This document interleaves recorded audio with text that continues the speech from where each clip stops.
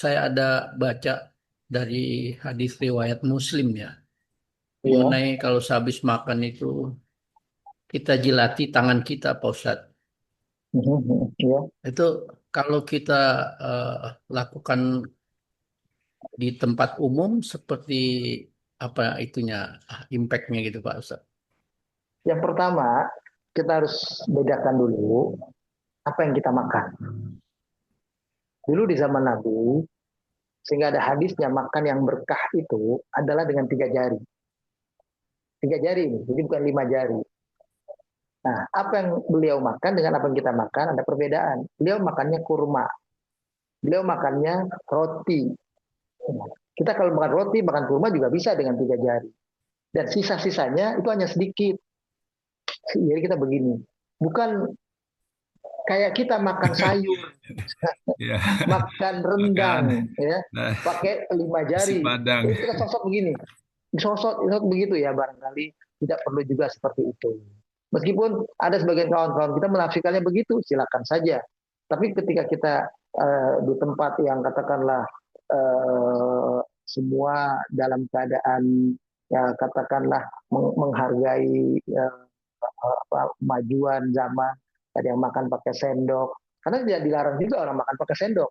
Itu memang makan dengan tangan lebih baik, ya. Tapi tetap makan dengan tangan itu jangan menunjukkan tangan kita ini jadi tangan yang kotor. Nanti orang itu nggak mau salaman dengan kita. Bayang kalau begini-begini dia nggak. Setelah itu begini-begini salaman. Nah, itu orang itu nggak mau. Setelah itu kita juga harus tunjukkan kita bersihkan tangan itu dengan sempurna. Kita cuci tangan misalnya dengan sabun, kita cuci tangan dengan baik. Nah, jadi orang itu mau berjabatan tangan. Kalau enggak kan repot. Sama dengan kita taruh tangan ini di hidung, setelah itu kita jabat tangan orang lain, kan juga hal yang kurang-kurang pantas itu begitu. Jadi kita lihat itulah ya, kepantasannya, walaupun ini bukan kemutlakan sekali lagi, karena makan di atas kursi, makan menggunakan sendok, itu tidak dilarang. Memang lebih baik kita makan pakai jari, ya, pakai tangan ini. Pembedanya nggak 3 jari. Kalau makan nasi pakai 3 jari, selesainya bisa 1 jam nanti. Kalau makan pakai 3 jari, 3 jari. 3 jari itu makannya kurma, diambilnya begini, makannya adalah roti, disobek, kan gitu, itu begitu. Ya.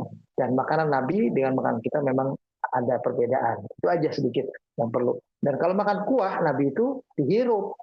Kalau kita kan kuah itu dijadi satu dengan nasi, kita makan kan gitu. Kalau kuah Nabi dihirup, itu begitu. Jadi tidak kena tangannya juga. Nabi itu hati-hati soal kebersihan. Makan kurma saja beliau kalau makan kurma bareng-bareng, itu ngambilnya dengan 3 jari. Setelah beliau makan, keluar bijinya, bijinya beliau taruh di sini, di atas ini, di punggung jari ditaruhnya. Jadi ketika dibuang, bekasnya itu adanya di punggung jari. Tangan bagian ini tetap bersih. Ya ambil lagi, jangan yang bersih. Lalu dibuang di sini lagi. Ya, dengan 2 jari begini, ya, di atas punggung jari ditaruh bijinya itu dibuang. Lalu dia ngambilnya begini lagi, buang. Nah itu untuk menunjukkan Nabi jaga kebersihan ini. Jangan disosot kayak begitu. Akhirnya orang yang pada kita orang tadi saya habis pegang jabat tangan sama orang itu. Dia jangan-jangan habis makan apa lagi tuh kayak begitu. Dia kurang dianggap kurang kita respect kepada mereka. Jadi jagalah hal seperti itu. Meskipun bukan hal yang mutlak, semua saling pengertian aja. Ya, itu begitu. Ya, Ya di udah. seperti ayat 76 ini Pak, terkadang sesungguhnya sumpah ini adalah sumpah yang besar kalau kamu mengetahui. Nah, ini maksudnya kan berarti kita merujuk ke ayat-ayat sebelumnya ya Pak ya. Ayat 76 ini terkait dengan ayat sebelumnya 74-75 yang Hmm. disebutkan. Ya. Ketika Allah katakan fasabbih bismi rabbikal azim, maka sucikanlah Allah Tuhanmu, zat yang maha agung, yang maha besar, yang menurunkan semua manfaat-manfaat tadi, ya, tentang air, tentang penciptaan manusia, tentang api, ya, tentang air hujan semua, tentang tanaman, tumbuhan semua itu adalah menunjukkan kekuasaan Allah. Maka kemudian Allah bersumpah. Nah, sumpah Allah itu adalah fala uqsimu bimawaqi'in nujum. Nah, sumpah Allah ini kan bersumpahnya kepada bintang. Kalau Allah kan sumpah tuh sumpah kepada malam, sumpah kepada siang, walaili, ya kan? Sumpah kepada wadduha, sumpahnya kepada wal fajar, demi waktu fajar, wal qamar, ya, atau demi bulan, wasyams, dan demi matahari. Kan sumpah Allah itu begitu. Tapi menariknya di ayat ini, Allah bersumpahnya dengan bintang. Begitu. Nah, kalau kita mengerti sumpah Allah dengan kata-kata demi bintang, ini luar biasa ketika akan menerangkan ayat sesudahnya, yaitu Al-Quran.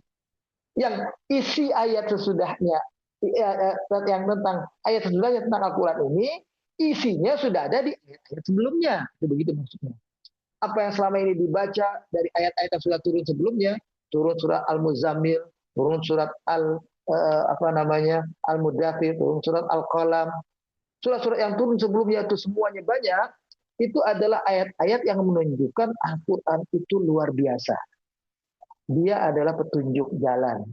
Nah, ketika Allah bersumpah demi bintang, seolah menguatkan pemahaman kita bahwa Al-Quran itu sebetulnya petunjuk jalan. Dia bukan sekedar Al-Quran bacaan yang buat jadi jimat.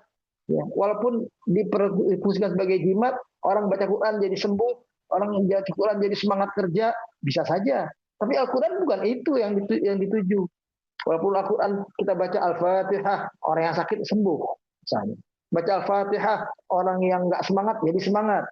Baca Al-Fatihah, orang yang tadinya merasa sulit, nggak punya jalan keluar, baca Al-Fatihah seperti ada jalan keluar dalam kehidupannya. Betul. Tapi Al-Quran bukan itu. Maksud dan tujuannya Allah turunkan. Allah turunkan Al-Quran adalah sebagai rambu-rambu jalan. Sebagaimana bintang. Itu begitu. Jadi ketika Allah menerangkan hal ini, itu karena dikaitkan dengan ayat sebelumnya, bahwa dia bersumpah demi bintang. Nah, bintang di langit kan adalah penunjuk jalan bagi orang, apalagi dalam kegelapan.